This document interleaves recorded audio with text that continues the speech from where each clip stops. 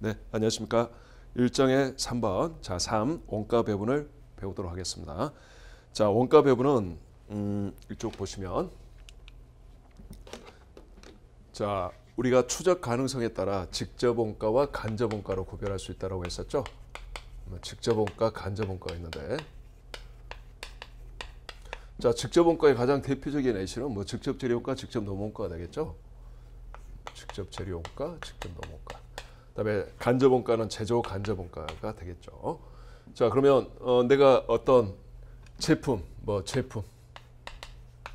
예를 들어 X 제품 Y의 원가를 알고자 한다. 원가 대상이 제품 X, Y다. 원가 대상이. 자, 그러면 직접 원가는 그냥 이렇게 직접 추적하는 거예요. 원가를 추적하는 거예요. 자, 직접 추적하면 되기 때문에 원가 배분을 할 필요가 없는 거죠. 근데 이 간접 원가는 먼저 원가 집합에 원가 집합에 집계를 합니다. 자, 원가 집합에 집계를 한다는 거죠. 원가 집합. 간접 원가를 배분하기 위해서 모아둔 개념이죠. 그래서 원가 집합에 집계한 다음에 원가 배분을 해야지만이 내가 원가를 배분해 줘야지만이 제품의 원가를 알 수 있겠죠. 그래서 이번 장의 핵심은 바로 이 원가 배분과 관련된 기본적인 이론과 구체적인 원가 배분의 일부 내용을 배우는 거예요. 자, 원가 배분의 기본 개념 그리고 원가 배분 중에 한 가지 중요한 내용이 있어요. 바로 보조 부문 원가 배분인데 그걸 우리가 배우도록 하겠습니다. 이번 강과 다음 강까지 해서 자, 원가 배분의 의의는 됐고, 자, 원가 배분을 하고자 하는 목적, 뭐 아주 가끔 서술형 문제에 나올 수 있기 때문에 그 제목 위주로 좀 기억을 해두시면 되겠어요.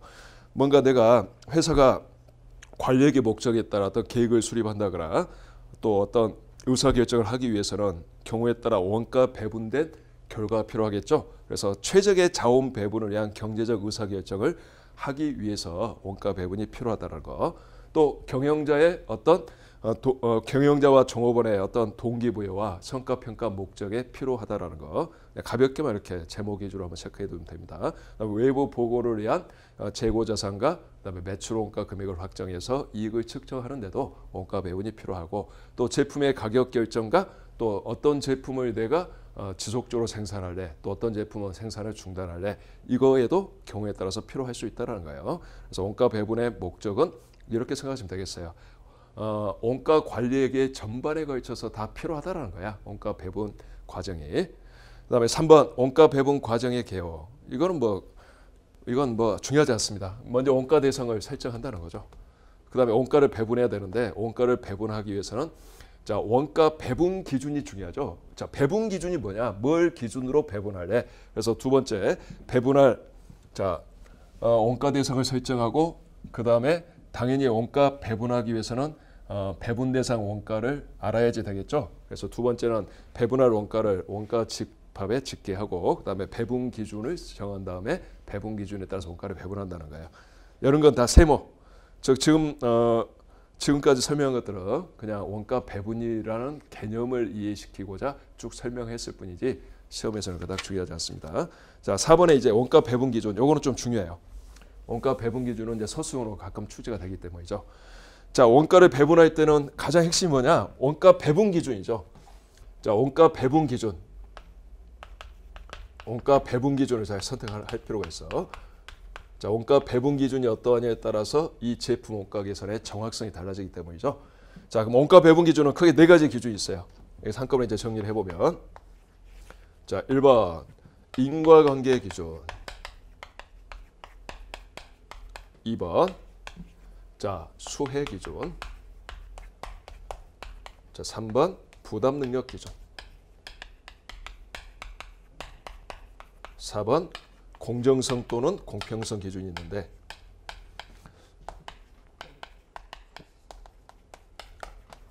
자, 이 네 가지 기준을 두 가지로 따로따로 생각할 겁니다. 이 중에 먼저 인과관계 기준이 가장 좋은 거다.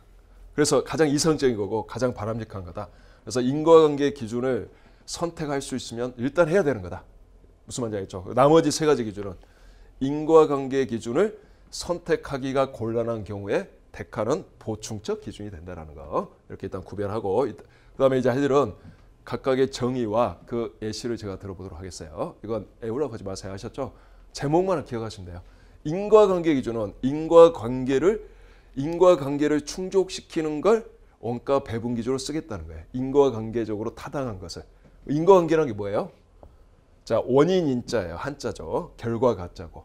즉 뭐가 원인이 돼서 무엇이 원인이 돼서 원가 발생이라는 결과가 발생한 거죠. 그러니까 원가를 발생시키는 원인을 원가 배분할 때 배분 기준으로 써라라는 거죠. 원인을 원가 발생을 이끌어냈던 원인을 바로 그 원인을 자 원가를 유발시키는 원인 한번 배웠습니다. 우리가 앞에서 바로 원가 동인이죠. 그러니까 원가 동인 타당한 원가 동인이 인과관계를 충족시키는 사항이니까 자 원가 발생을 일으키는 원인을 원가 배분 기준으로 써라. 그래서 가장 바람직한 이상적인 기준이 되겠어요. 근데 물론 경제성을 따져봐야 되겠죠. 경제성을 충족하는 인과관계 기준이 됩니다. 자, 근데 인과관계 기준을 쓰기가 곤란한 경우도 있어요. 즉 원인을 찾기 위해서는 너무 많은 노력이 들어갈 수 있다는 거죠. 자, 그래서 이제 필요한 것들이 2, 3, 4번인데 자, 먼저 수혜 기준은 이게 받을 수예요. 내가 받을 수, 얻을 수, 혜택했죠. 혜택해. 그래서 수혜 기준은 네가 어떤 원가가 발생해서 네가 어떤 경제적 혜택, 경제적 효익을 제공받은 거 있지? 제공받은 경제적 효익에 따라서 원가를 배분하자는 거죠. 제공받은 경제적 효익에 따라서. 그래서 한 가지 예시가 시험에도 한번 나왔던 예시인데 이런 게 있어요. 자, 우리가 그룹별로 이미지 광고를 하는 경우 있죠. 제품 광고가 아니라 그룹 어떤 이미지 광고. 그러면 그 그룹이라는 것은 어떤 실체가 없는 거죠. 그 계열회사들이 있는 거지. 뭐 그룹 이미지 광고비를 여러 계열회사들이 부담하겠죠. 근데 이제 그룹 이미지 광고 후에 이미지가 좋아져서 매출 증가액을 측정할 수 있다면 매출 증가액을 기준으로 그룹 광고비라는 이 간접 원가를 이 공통 원가를 배분하자라는 거죠. 즉 부담시키자라는 거죠. 그래서 그룹 광고비를 그룹 광고 후에 일정 기간 동안 매출 증가액을 기준으로 배분하게 되면 그게 바로 수혜 기준을 쓴 거다라고 말을 하는 거예요. 부담 능력 기준은 너 원가를 부담할 능력 크기에 따라서 원가를 배분하자는 거예요. 배분받으라는 뜻이야. 간단히 말해서. 원가를 부담할 능력이 많으면 많을수록 원가를 많이 배분받으라는 거죠. 그래서 한 가지 예를 들어보면 부담 능력 기준은 각 서울에 어떤 본사가 있고 이 본사에서 전국 각지에 흩어져 있는 지점에 어떤 관리부서가 있을 수 있단 말이에요. 그다음에 각 지점이 있겠죠. 이 지점이 뭔가를 평가하기 위해서 성과를 평가한다거나 지점의 어떤 업적을 평가하기 위해서 이 본사의 지점 관리부서의 공통 원가를 간접 원가를 각 지점별로 배분할 필요가 있겠죠. 이때 배분 기준 중에 지점의 매출액을 기준으로 한다든가 그러면 매출액이 높으면 높을수록 이 공통 원가를 많이 배분받으라라는 거니까 부담 능력에 따라서 원가를 배분한 결과가 되겠어요. 그래서 부담 능력 기준. 근데 이 부담 능력 기준은 이론적으로 가장 써서는 안 되는 거예요. 왜? 부담 능력 기준을 쓰게 되면 사기가 꺾인다는 거지. 내가 열심히 노력해서 매출액을 증가시키거나 이익을 많이 내면 그만큼 내가 많은 원가를 부담하게 되니까 별로 일하고 싶은 의욕이 안 생길 수 있겠죠. 자, 그래서 이건 별로 바람직하지 않습니다. 자, 다른 기준을 쓰기가 곤란한 경우에 차선책으로 어떻게 보면 최후 수단으로 생각해 볼 수 있는 기준 정도 돼요. 공정성과 공평성 기준, 말 그대로 공정하고 공평한 기준을 원가 배분 기준으로 써라라는 건데 이거는 찾기가 어려워요. 알겠죠? 생각보다 그다음에 이 원가 배분을 통해서 달성하고자 하는 목적에도 해당돼. 공정하고 공평하게 원가를 배분하면 좋겠죠. 그래서 이론적으로 그냥 언급할 뿐이지 현실적으로 공정성과 공평성 기준을 적용하는 예는 그닥 많지는 않습니다. 그러나 지금부터 제가 예로 들 것은 또 재밌게도 공정성과 공평성 기준을 쓴 경우에 해당해요. 자, 이제 우리가 직접 이렇게 이론적으로 지금 정의를 쭉 설명해 줬고 한 가지 예시들을 들었는데 자, 피부에 와닿지 않으실까요? 이것도 암기할 게 아니라 간단한 다른 실 예시를 통해서 이해해 보도록 하겠습니다. 자, 우리 보통 회식 많이 하죠. 동료들과 기타 친구 등등 회식비가 발생하잖아요. 회식비는 간접 원가, 공통 원가죠. 회식에 참여한 자가 뭔가 이걸 부담해야 되는 거잖아. 이 원가를 회식비를 배분해서 부담시켜야 되는 거잖아요. 자, 인과관계 기준은 회식비를 이렇게 부담시키는 거예요. 회식비 중에 고기값, 또 밥도 먹었을 거 아니야. 또 뭐 소주도 마셨을 수 있죠. 자, 그럼 각각 고기값, 밥값, 술값은 내가 구분할 수 있잖아요. 자, 고기 몇 점 먹었냐? 일일이 다 카운트를 해요. 밥도 먹었냐 안 먹었냐 카운트를 하고, 밥은 또 직접 또 추적 가능할 수도 있어. 먹은 가격이 있으니까. 그다음에 술 부담시켜야 되잖아. 술 몇 잔 먹었지? 일일이 다 먹을 때마다 다 종이에다 다 체크하고 먹어야 돼. 종이에다 고기 몇 점. 근데 또 이것도 정확한 인과관계는 아니야. 어떤 고기는 어떤 사람은 고기를 뼈는 별로 없고 고기가 많이 있는 걸 먹을 수도 있고, 어떤 사람은 또 뼈가 많이 있고 고기가 없는 부위를 먹을 수도 있잖아요. 그러니까 정확한 인과관계를 따지기 위해서는 뼈를 발췌한 후에 고기만 가지고 무게를 또 재야 되는 거잖아. 그런 식으로 해서 회식비 부담한 적 있어요? 가능은 하지만 없잖아요. 이게 바로 인과관계 기준을 사용하기가 경제성 개념에서 곤란한 경우다라는 거죠. 그래서 회식비는 인과관계 기준을 잘 쓰지 않아요. 알겠죠? 곤란하기 때문에. 뭐 수혜 기준은 누군가 회식에 참여한 자 중에 회식을 통해서 내가 어떤 경제적 효익을 많이 얻을 경우가 있어요. 바로 이거죠. 어떻게 이야기하다 보니까 내가 어떤 보험회사에 다니고 있는데 그 보험계약을 많이 하게 됐어. 어차피 그 회식에 참여한 친구들이 보험계약 생각하고 있었는데 마침 뭐 친구가 한다니까 친구한테 가입을 했다는 거죠. 뭐 그 회식을 통해서 내가 경제적 효익을 얻었잖아요. 그래서 내가 오늘 한턱 쏠게? 뭐 그런 경우에 가끔, 아주 가끔. 근데 별로 이것도 많지 않아요. 자, 부담 능력 기준은 이거죠. 부담의 능력 크기에 따라서 회식비를 부담해야 되니까, 자, 다 식사하고 나서 계산대 앞에 우리 그 공항에 가면 주머니 있는 거 다 꺼내서 이렇게 내놓는 그 바구니 같은 거 있죠? 그게 다 있어요. 그래서 내가 가지고 온 돈을 다 여기다 넣습니다. 그리고 가지고 온 돈 크기에 비례적으로 회식비를 많이 부담시키는 거예요. 자, 그러면 사기가 꺾이죠. 다음 회식에 참여할 때는 돈을 많이 안 가지고 오겠죠. 가지고 오더라도 양말 속에 넣고 올 수도 있잖아. 자, 이런 식으로 원가를 배분하는 거죠. 별로 그렇게 많이 등장하지 않아요. 자, 회식비에 가장 많이 등장하는 건 네 번째 기준이에요. 실은 공정하고 공평한 기준. 자, 뭡니까? 자, 하늘 아래 사람은 평등하잖아. n분의 1이죠. n분의 1. 쪽수. 알겠죠? 근데 이거 실제 공정할까요? 공평할까요? 실은 이 기준이 좋긴 하지만 이게 찾기가 어려운 거야. n분의 1이 공정하다라고 얼핏 보면 말할 수 있어. 왜? 똑같은 시간에 다 와서 똑같은 그 시간 동안 먹었으면 공정해요. 근데 누군가는 뭐 아주 이른 시간에 와서 제일 처음부터 먹은 사람도 있고, 누군가는 또 30분 전에 와가지고 좀밖에 안 먹은 사람도 있단 말이야. 좀밖에 안 먹은 사람은 이걸 공정하다고 생각하지 않겠죠? 근데 그러나 어쨌든 n분의 1 요 개념이 되겠습니다. 그래서 회식비는 좀 특이하게도 공정성 또는 공평성 기준을 사용한다라고 말씀드릴 수 있어요. 자, 이해하셨죠? 자, 이처럼 원가 배분 기준은 인과관계 기준을 쓰는 게 좋다. 근데 쓰기 곤란하면 수혜 기준, 부담 능력 기준, 공정성 또는 공평성 기준을 써도 된다. 자, 이렇게 정리하면 되겠어요. 자, 그다음에 이제 다음으로 넘어가면, 자, 이제부터 우리 교과서에 실려 있는 원가 배분의 유형들이 나와 있죠. 자, 이것들은 어차피 앞으로 우리가 후수를 하는 내용에서 다 등장하게 됩니다. 자, 뭐 보조 부분 원가 배분, 제조 간접 원가 배분, 또 제조 공정에 집계된 제조 원가를 완성품과 기말정품에 배분하는 거. 자, 이번 내용에서는 보조 부분 원가 배분을 이번 시간과 다음 시간에 걸쳐서 배울 거고, 그다음에 제조 간접 원가 배분은 2장, 그다음에 3번에 나와 있는 제조 원가를 완성품과 기말정품에 배분하는 것도 2장에서 나오게 됩니다. 그래서 1장과 2장을 통해서 여기 나와 있는 원가 배분의 유형들을 다 공부하게 될 거다. 이렇게 알아두시면 되겠다. 자, 그다음 페이지 넘어가서, 자, 그다음 페이지 보면 이제 보조 부분 원가 배분이라는 게 나오죠. 자, 이거 별표예요. 알겠죠? 이것도 시험에 꽤 나온다는 거지.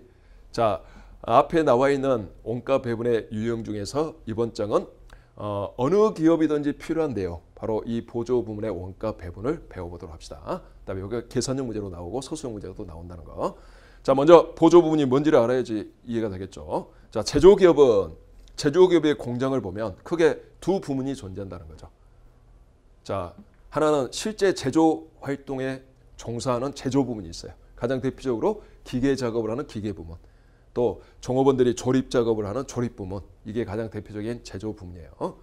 자, 그에 반해서 실제 제조 활동에 참여하지는 않지만 자, 다른 부문에서 필요로 하는 어떤 용역을 제공하는 보조 부문도 있다는 거죠. 가장 대표적인 보조 부분이 자, 공장에서 기계를 가동하기 위해서는 전력이 필요로 하겠죠. 그래서 어떤 전력 부문 또는 동력 부문이라도 말을 할 수 있고 또 기계가 고장 나면 수선 유지가 필요하죠. 수선 유지 부문. 또 공장 내 식당도 있을 수 있잖아. 그래서 식당 부문. 또 공장 내 관리 부서도 있겠죠. 관리 부문. 이런 거. 자, 이들 부문의 공통적인 특징은 실제 제조 활동에 종사하지는 않는다는 거야. 그러나 다른 공장 내 부문에서 필요로 하는 어떤 서비스, 용역을 제공하는 부문이라는 거죠. 이처럼 공장 내에는 제조 부문과 보조 부문이 있다라는 거지. 제조 부문과 보조 부문. 이 공장 내에는 매우 많은 제조 부문과 보조 부문이 있다는 거예요. 자, 그러면 이 보조 부문의 원가도 이 보조 부문에서 발생한 원가도 결국은 제조 원가죠. 공장 안에서 발생한 원가니까 제조 원가예요. 제조 원가인데 실제 제조 활동을 하지는 않기 때문에 직접 재료 원가, 직접 노무 원가는 아니란 말이야. 여기서 한 가지 중요한 게 그래서 이 보조 부문의 원가는 전액 이게 매우 중요한 거죠.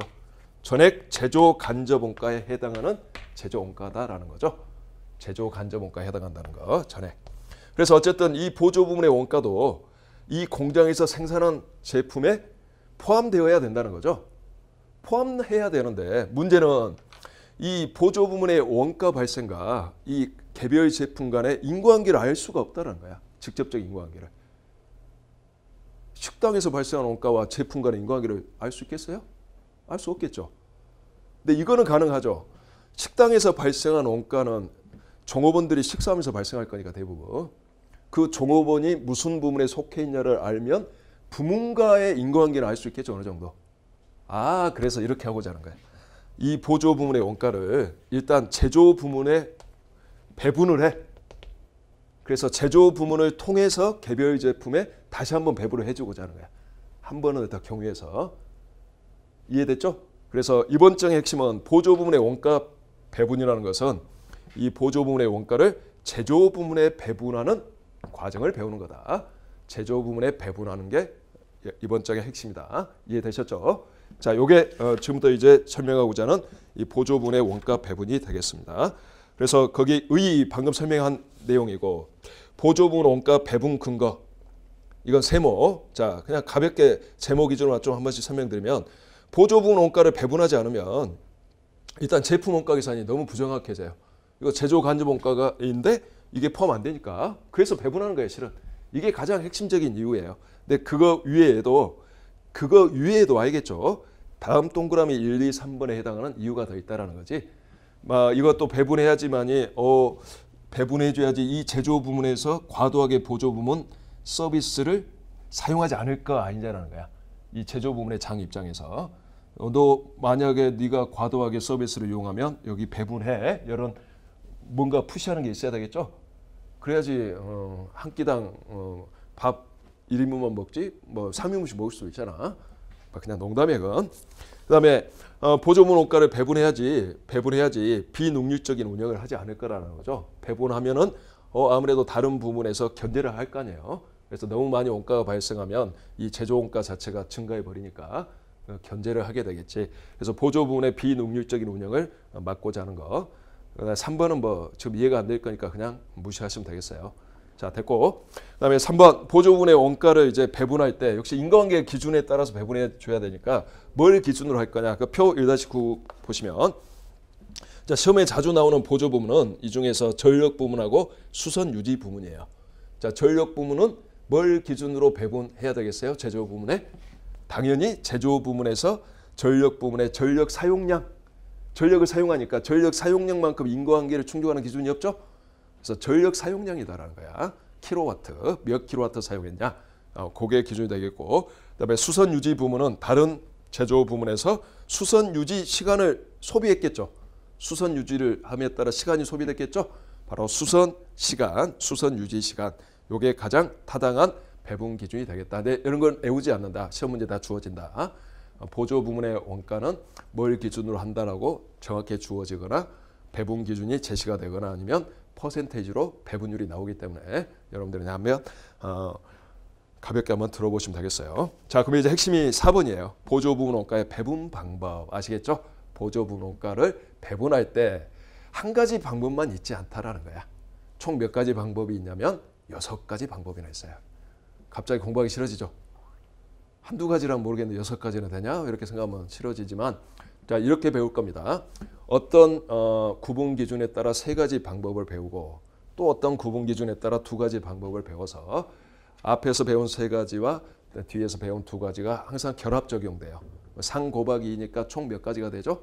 6가지가 되겠죠? 그런 식으로 공부를 할 거예요. 그래서 여기 4번에 나와 있는 보조 부분 원가 배분 방법은 일단 요거 여기서부터가 이제 핵심이니까 이제 시험과 관련해서 중요하니까 여기서부터 이제 좀 정리를 해보면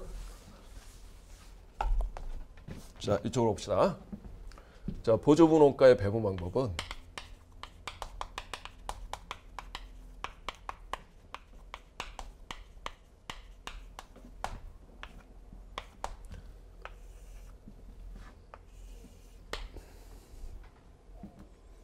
일단은 여기서 일단 3가지 방법 먼저 배우고 나중에 2가지 방법을 다음 시간에 배우도록 합시다.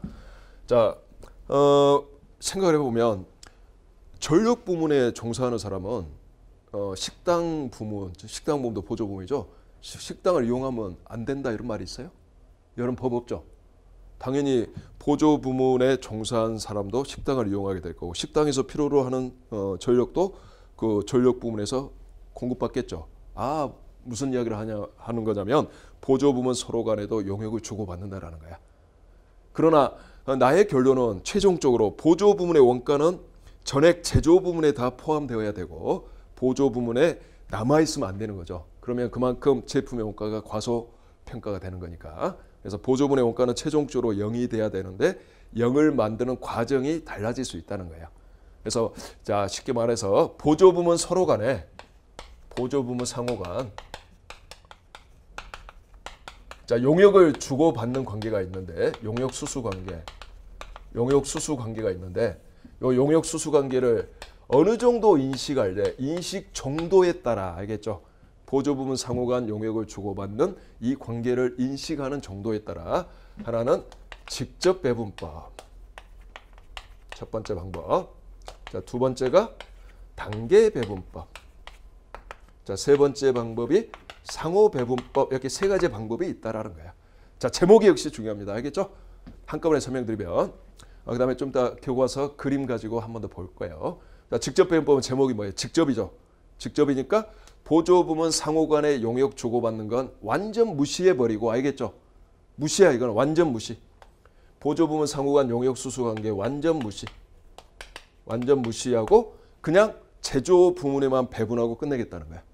다른 보조 부문의 용역을 다른 보조 부문에서 용역을 쓴 것도 있지만 이거는 없다고 보고 제조 부문에만 직접 배분하고 끝내겠다는 거. 아주 간단한 방법이죠. 자, 밑으로 갈수록 정확한 방법이야. 밑으로 갈수록 정확한 대신에 복잡해져. 복잡한 방법. 배분이 복잡해진다는 거야. 정확하면 당연히 복잡해지는 거야. 단계 배분법은 자, 보조 부문 상호 간의 용역 수수 관계를 일부만 인식해. 부분적으로 인식해. 부분 인식. 자, 단계적으로 인식해. 단계적으로. 즉 무슨 말이냐? 자, 요거는 유일하게 이 3가지 방법 중 유일하게 배분 순위를 정한다는 거야. 배분 순위. 나머지는 배분 순위에 따라 결과가 달라지지 않아요. 근데 유일하게 배분 순위에 따라 배분 순서에 따라 결론이 달라지는 방법이 단계 배분법이야. 그래서 보조 부분 1순위, 배분 1순위, 2순위 이렇게 정한다는 거야. 그래서 1순위와 2순위 2개가 있다면 1순위 보조 부문은 2순위와 2순위 보조 부문과 다른 제조 부문에 배분을 해요.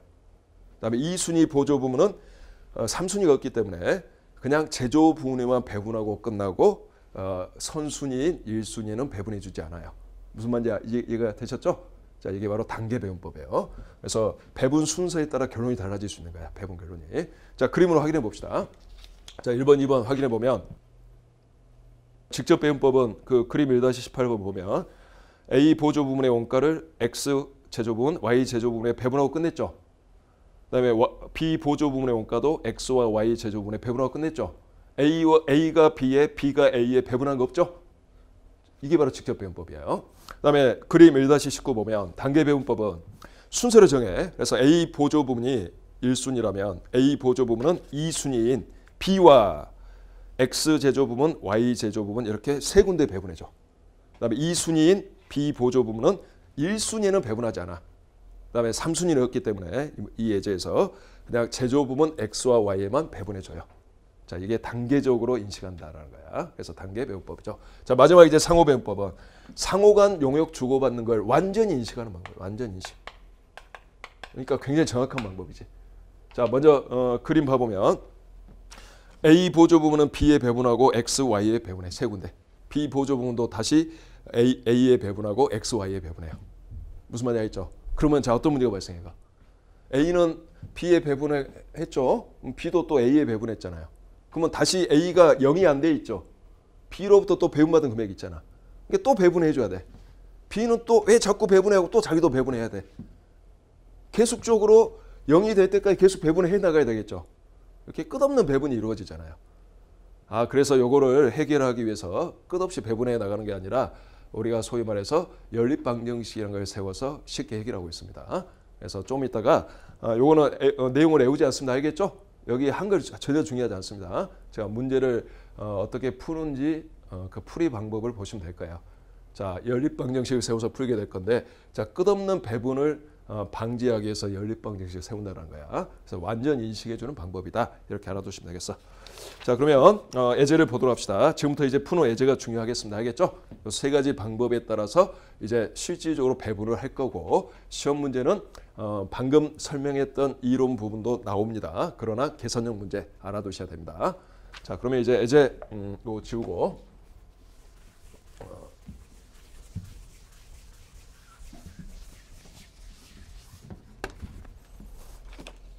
자, 그 다음에 이제 원목가구 제조회사인 주3일은 두 개의 제조부분 조각부와 도료부라고 언급하고 있죠. 두 개의 보조부분 창고부와 전력부를 언급하고 있어요. 으로 구성되어 있다.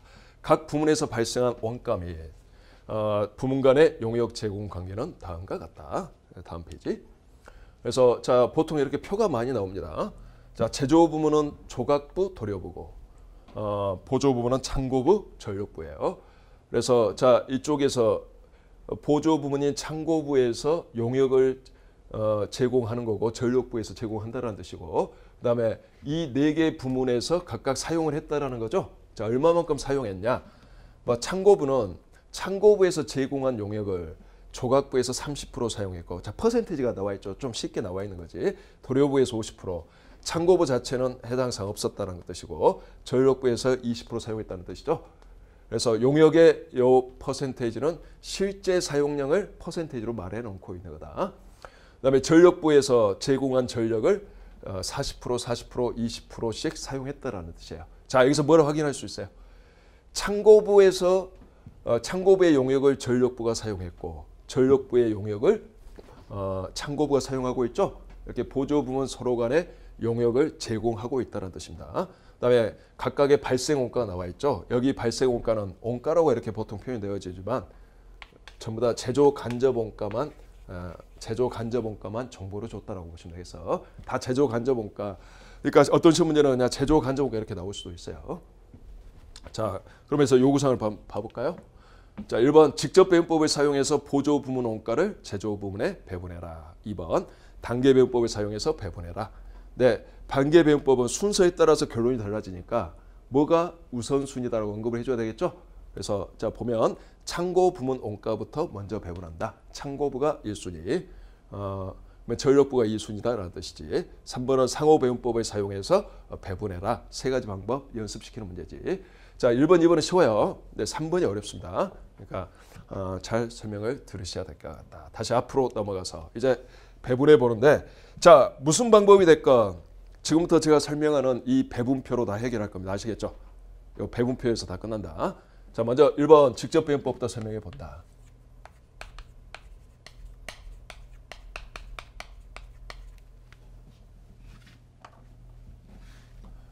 자, 배분표 구조 설명드리겠습니다. 자, 문제 4개 부서가 나와 있죠. 그러면 일단 왼쪽에 약간 많이 띄워두시고 4칸을 일단 껐습니다. 하나, 둘, 셋, 넷. 자, 그리고 순서대로 제목 적습니다. 조각부, 도료부, 창고부, 전력부 이렇게. 뭐 어려운 일 아니죠?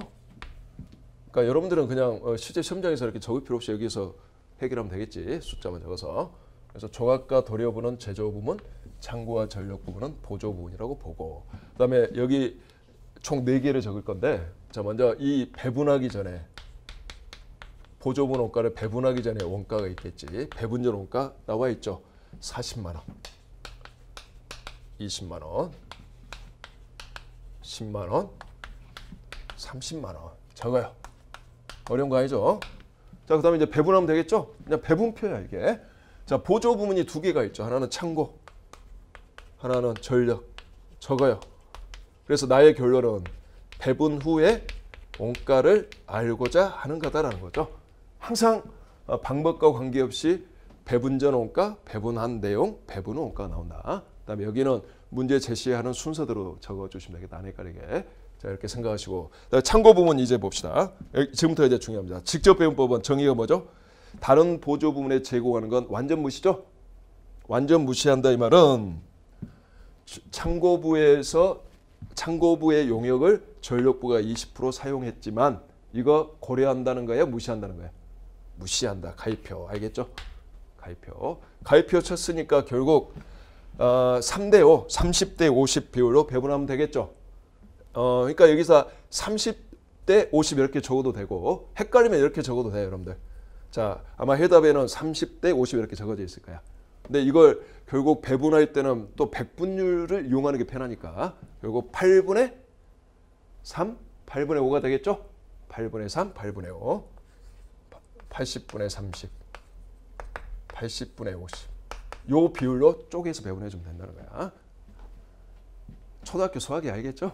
원가 관리에게 뭐 깊은 내용 가면은 뭐 고등학교 수학도 필요하고 뭐 그러지만 대부분 개념들이 다 초등학교 수학 개념이에요.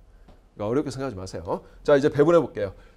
자, 창고분은 이쪽에 나와 있죠. 그럼 10만 원을 배분한다라는 뜻이에요. 마이너스 10만 원을 배분해 준다. 그리고 먼저 할 일은 다른 보조 부분에는 해당 사항 없다. 배분해 주지 않는다. 10만 원을 80분의 30, 80분의 50 곱하면 되겠죠? 10만 원 곱하기 8분의 3, 8분의 5 곱하면 각각 37,500원, 62,500원씩 배분하면 되겠다라는 뜻이죠. 자, 이해됐죠? 그 다음에 이제 전력 부분으로는 창고부에서 20% 사용했지만 이거 역시 무시, 고려하지 않아. 40대 40이죠? 이게 80분의 40. 즉 50대 50. 반반씩 배분하면 되는 거지. 이렇게 배분해 준다는 뜻이에요. 그러니까 10개 표현해도 되고 그냥 40대 40에서 반반씩 배분해 줘도 되고 편하실 대로. 그래서 전력부도 30만 원을 배분해야 되겠죠. 역시 다른 보조 부문이 창고분에 배분하지 않고 반반씩이니까 15만 원, 15만 원씩 배분한다. 자, 그래서 이제 배분 후에 원가를 봐보면 조각분은 58만 7,500원이고 최종적으로 그다음에 41만 2,500원이 되겠어요. 자, 요 금액만큼 이제 개별 제품에 또 배부가 되겠죠. 다시 한번 또 나중에 배부가 이루어질 겁니다. 그거는 2장에서 이제 배웁니다. 그다음에 이제 창고분은 여기 이제 중요합니다. 자, 보조 부분 원가를 배분한 후에 보조 부분의 원가는 남아 있으면 된다, 안 된다? 안 된다라는 거 알겠죠? 0이 되어야 된다. 이건 항상 00이 되어야 된다는 거예요. 어떤 방법이 될건 00이 나와야 된다는 거죠. 이게 가장 간단한 직접 배분법이에요. 쉽죠? 그 다음에 이제 단계 배분법 봅시다. 2번 단계 배분법. 자, 단계 배분법은 구조는 똑같아요. 한 번 더 설명드리면 조각부, 도료부, 창고부, 전력부. 조각, 도료, 창고, 전력. 역시 배분 전 원가 40만 원, 20만 원, 10만 원, 30만 원이 되겠죠. 자, 그 다음에 한 가지만 주의. 배분 순서를 꼭 본다. 뭐가 1순위다? 둘 중에? 창고부부터 배분한다 했으니까 얘가 1순위다라는 걸 꼭 기억을 해야 됩니다. 그리고 이거 배분할 때도 항상 1순위부터 적도록 하세요. 이거 1순위. 자, 창고부가 1순위니까 창고부부터 적는다. 그 다음에 2순위에 해당하는 전력부를 그 아래다 위치한다. 만약에 전력부가 1순위면 위에 전력부 적는다. 안 헷갈리게. 자, 그다음에 이제 배분 원가가 나오겠지. 자, 창고부터 배분해 봅시다. 창고부 10만 원을 배분하는데 배분 기준이 뭐냐라는 거죠. 자, 창고부는 배분 기준은 퍼센테이지로 다 나와 있어요. 자, 이거 일단 지워야 되겠네 이제. 자, 이렇게 창고부는 30, 50, 20 퍼센테이지로 나와 있죠. 그리고 1순위는 2순위에 배분해 준다 배웠었죠? 아, 그래서 요거는 퍼센테이지 그대로 적으면 즉 100분의 30, 100분의 50, 100분의 20이죠. 30대 50대 20%, 30대 50대 20%로 2순위 보조 부문에도 배분해 준다라는 사실. 자, 요게 있다라는 사실이 중요한 거죠. 차이점이죠. 20%가 있다라는 거. 자, 계산해 보면 10만 원 곱하기 30%니까 3만 원. 50%니까 5만 원. 20%니까 2만 원. 자, 전력부에 2만 원이 배분이 된다는 사실이에요. 이해되셨죠? 그다음에 이제 2순위 보조 부분은 자, 주의할 점. 2순위는 선순위는 배분해 주잖아요. 그래서 2순위 전력부의 용역을 선순위 창고부가 20% 사용했지만 이건 무시하는 거야. 이건 무시하고 제조 부분에만 배분해 주죠. 40대 40 비율로. 즉 8분의 4, 8분의 4. 그래서 퍼센테이지로 표현하면 50대 50이 되겠지. 자, 근데 한 가지 이제 여기서 주의할 점. 그러니까 요 표를 그리지 않고 계산기로만 계산할 때 실수하기 쉬운 거. 이렇게 계산하는 경우가 종종 있어. 전력부에 30만 원 곱하기 반반 15만 원씩 쪼개는 경우가 있다는 거야. 자, 30만 원만 배분해 주게 되면 자, 배분 후에 전력부의 원가가 0이 되어 있어야 하지만 2만 원이 남아 있어요. 2만 원이 남아 있게 되죠. 그러니까 요걸 실수하지 않아야 돼요. 아시겠죠? 자, 그래 이쪽에서 확인해야 됩니다. 배분할 금액이 30만 원이 아니라 창고부에서 배분받은 금액이 있으니까 이것도 포함해서 배분해 줘야 된다는 거야. 그래서 얼마요? 배분 대상이 0이 되기 위해서는 두 개 합 32만 원이 배분 대상이 되겠죠? 자, 요거 주의. 요 32만 원. 32만 원을 40대 40 반반으로 쪼개면 결국 16만 원씩 배분이 된다는 사실. 16만 원. 자, 그래서 계산해 주면 59만 원인가요? 그다음에 자, 시간 없으니까 41만 원이죠. 세 개 다 하면 41만 원. 그다음에 여기서 확인할 수 있죠. 아, 결국 보조분호가 배분한 후에 여기는 배분하지 않았고 1순위가 1순위에 00이 돼 있죠. 00이. 그래서 여러분들이 계산기로 요 표가를 머릿속에 띄우고 계산기만 가지고 계산할 때 30만 원을 배분 대상으로 요 전력부에 배분할 때 30만 원만 배분해 주면 안 된다는 사실. 1순위에서 배분받은 금액이 있기 때문에 2순위 배분할 때는 그것까지 포함해서 배분해 줘야 된다는 거. 요것만 좀 실수하지 않으면 되겠어요. 자, 이해되셨죠? 네, 요까지는 쉽게 풀실 수 있을 거예요. 자, 이제 마지막 이제 세 번째 방법 상호 배분법 보도록 합시다. 자, 상호 배분법은 이게 칠판이 좁기 때문에 요걸 지우고 여기에서 문제를 풀도록 하겠습니다. 그리고 이거는 계산 과정이 좀 필요하므로 요 밑에 것도 좀 지워야 되겠어.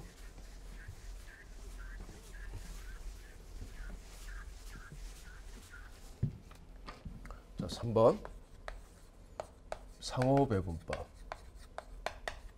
근데 우리 적용거래사 시험에서는 요 세 가지 방법 다 골고루 다 한 번씩 정도 나왔어요. 그러니까 꼭 상호 배분법이 원래는 가장 중요한 방법이지만 시험과 관련해서는 세 가지 방법 다 알고 있어야 됩니다. 그냥 출제 비중이 거의 비슷해요. 자, 상호 배분법은 상호 간의 용역 주고받는 요 20% 20%를 다 인식하고자 하는 거죠. 그러니까 이거는 용역 배분 순서는 관계가 없고 다 인식하니까. 자, 그다음에 배분 비율도 이미 표에 다 나와 있어요. 오히려 쉬워 여기까지는. 자, 먼저 적어보면 창고 부문은 조각, 도료, 전력 부문에 30대, 50대, 20비율로 배분하면 되겠죠. 요 비율을 그대로 배분해 주니까. 그래서 적어보면 30대, 50대, 20%로 세 부문에 보내고 전력 부문은 40, 40, 20%로 역시 세 부문에 보낸다. 요까지는 쉽단 말이야. 그다음에 배분전 원가를 적으면 40만 원. 그다음에 20만 원. 그다음에 10만 원. 30만 원이 되겠죠? 그러죠. 자, 그러면 이제 이렇게 배분하면 끝도 없어요. 자, 40만 원을 요 10만 원을 자, 요건 그냥 뭐냐 요건 적지 않습니다. 그냥 제가 지울 거니까 설명하기 위해서 일단 적었다 지울까요? 10만 원을 뭐 30%니까 3만 원, 50%니까 5만 원, 20%니까 2만 원 이렇게 보내고 그 다음에 또 여기 32만 원을 32만 원에 40%면 이건 적지 않습니다. 12만 8천 원, 12만 8천 원, 또 20%니까 6만 4천 원. 자 이렇게 보내면 요 참고 부문이 0이 안 되죠. 6만 4천 원이 또 남게 되니까 6만 4천 원을 또 30대, 50대, 20으로 또 보내야 된단 말이야. 그러면 전력 부문도 또 받은 게 있으니까 또 보내야 된단 말이야. 이렇게 끝없는 배분이 이루어지잖아. 나 시험장에서 이렇게 풀 거예요? 그럼 아마 이 숫자가 크면 아마 150분 다 투입해야 될 거야. 그러니까 그렇게 하는 게 아니라 어떻게 하는 거냐면 자 이렇게 하는 겁니다. 요 창고 부문에 어쨌든 총 배분할 금액, 전력 부문의 총 배분할 금액을 찾아버리자라는 거야. 이걸 쉽게 찾을 수 있다는 거야. 우리가 수학을 이용해서. 그래서 자 이겁니다. 창고부와 전력부의 요 배분해야 될 총 원가를 어쨌든 배분해야 될 총 원가. 자, 요걸 각각 A, B라고 가정해 보자. A, B라고 가정하자. 그래서 식을 세우는 거야. 간단히 말해서. 별거 아니에요. 자, A를 먼저 요거 A와 B 값을 찾아야 되니까 연립방식 세워서 이건 반드시 세워야 됩니다. A는 일단은 10만 원 이상이죠. 자기 부문에서 발생한 원가 10만 원에다가 플러스 요 B의 배분할 원가에 계속적으로 배분이 돼서 결국 몇 프로가 배분이 되겠어요? 맨 마지막 40, 40, 20이니까 20%만큼 배분이 되겠죠. 마지막 요 비율이 중요한 거예요. 요 마지막 요 숫자가 20%, 20%다. 요게 중요한 거지. 결국 계속적으로 배분이 돼서 요 B값의 20%가 어쨌든 들어오게 된다는 거야. 그러겠죠? 이해됐죠? 그래서 10만 원 플러스 자, 요건 지웁니다. 결국 여기에 요 B값의 20%인 0.2 B가 들어온다는 거지. 그래서 A는 10만 원 플러스 0.2 B 한가다라는 거지. 0.2 B. 쉽죠?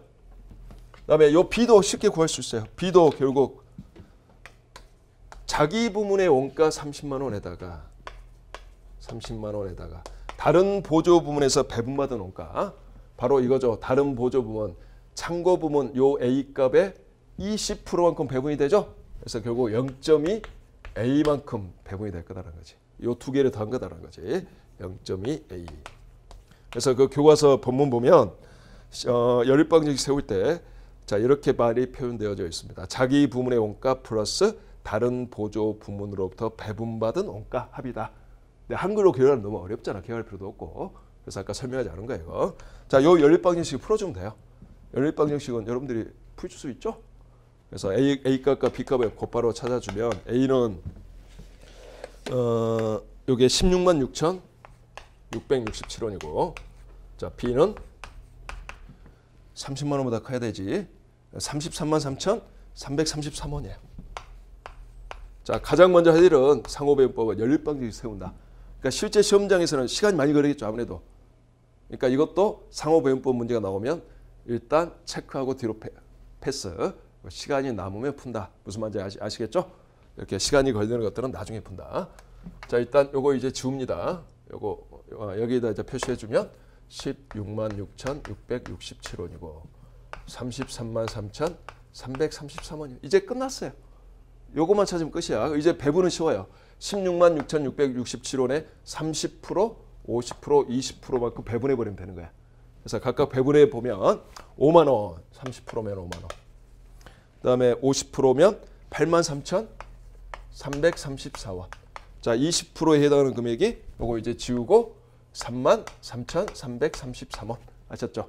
확인해 보면 30만 원 플러스 33,333원 하니까 33,333원이 나오죠. 자, 확인됐고. 자, 검증까지 했습니다. 그다음에 요 B값에 40%, 20%를 배분해 주면 13만 3,333원. 역시 13만 3,333원. 자, 요 금액이 66,667원. 역시 두 개 더하니까 16만 6,667원 나오죠. 이렇게 확인했고, 자 이제 배분 후 원가를 계산해 주면 58만 3천 333원과 41만 6천 667원. 그리고 역시 보조 부문의 원가는 배분 후에 00이 되어 있죠. 00이 되어 있다는 사실. 자, 연립방정식 세우는 것만 필요하다. 추가가 된다. 자, 연립방정식에서 미지수는 뭐냐? 보조 부문에 배분할 총 원가를 의미한다. 이 가로 부분의 금액을 의미한다는 거. 자, 요거 이렇게 풀어주시면 되겠어요, 여러분들. 연습은 이제 여러분들의 몫입니다. 제가 연습까지 해줄 수는 없죠. 그러니까 한두 번 연습을 해보세요. 뒤에 연습 문제도 또 실려 있으니까. 자, 여기까지 해서 이번 강 수업은 마치도록 하고, 그 다음에 또 보조분 원가의 다른 배분 방법은 다음 시간에 이어서 하도록 하겠습니다. 자, 수고하셨습니다.